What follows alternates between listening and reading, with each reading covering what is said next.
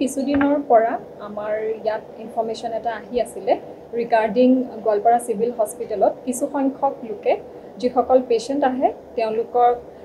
Better treatment better facility আৰু provide কৰাৰ নামত তেওঁলোকক হাৰাশাস্তি কৰে আৰু লগতে তেওঁলোকৰ পৰা মানি ডিমাণ্ড কৰে আৰু এই ইনফৰমেশ্যনৰ ভিত্তিত আজি আমাৰ গোৱালপাৰা সদৰ থানাৰ ভাৰপ্ৰাপ্ত আৰক্ষী বিষয়া আৰু টিম গৈ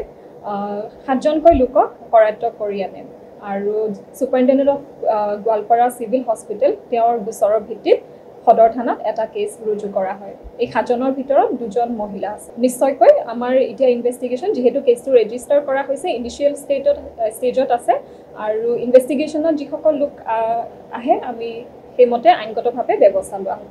এতিয়ালৈকে এপ্ৰিহেণ্ড কৰা হৈছে কেছ ৰেজিষ্টাৰ কৰা হৈছে নিশ্চয়কৈ এৰেষ্ট কৰা। গোৱালপাৰা চিভিল হস্পিটেলৰ দালালিৰ দপদপনিৰ বিৰুদ্ধে আপোনালোকে নিউজ কৈছে আমি অভিযোগ দিছোঁ এনেকি ডিচিয়ে এডিচি পৰ্যন্ত ইনকুৱাৰী দিলে আৰু সেই দালাল চক্ৰটো যোৱাবাৰ আচৰিত এটা নাম ভুল হ'ল নামটো দিয়াতে মোৰ আৰু আপোনাৰ জ্যেষ্ঠ সাংবাদিক আমাৰ চৌহানৰ ভাইৰ বিৰুদ্ধে কেছ দিলে অচিয়ে কথাটো আমাক মাতিলে অচিয়ে কথাটো গম পায় যে সেই কেছটো বন্ধ কৰা তেওঁ সিদিনাখন এটা কথা দিছিলে যে এইবাৰ মই কেছ লৈ দালাল ধৰিম আৰু সেইকাৰণে আমি তেওঁক ধন্যবাদ জনাইছোঁ যে কথা দি কথা ৰাখিছে। আপুনি হস্পিটেলত যাব যে আপোনাৰ একাংশ ডাক্তৰ কি কৰে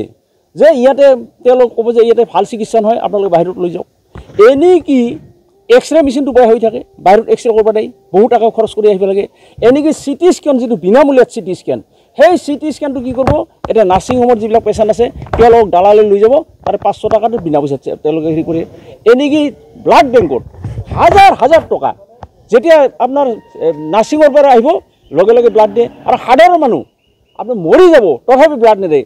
ব্লাড তেওঁলোকে বিক্ৰী কৰে। এই সম্পৰ্কত বাৰে বাৰে অভিযোগ দিয়া হৈছে তেওঁলোকে কোনো ধৰণৰ মনীন্দ্ৰ বুলি এজন ল'ৰা তেওঁক বাৰে বাৰে কৈছোঁ যে ইয়াৰ বহুত অভিযোগ আছে তেওঁলোকে কোনো ব্যৱস্থা তেওঁলোকে নকৰে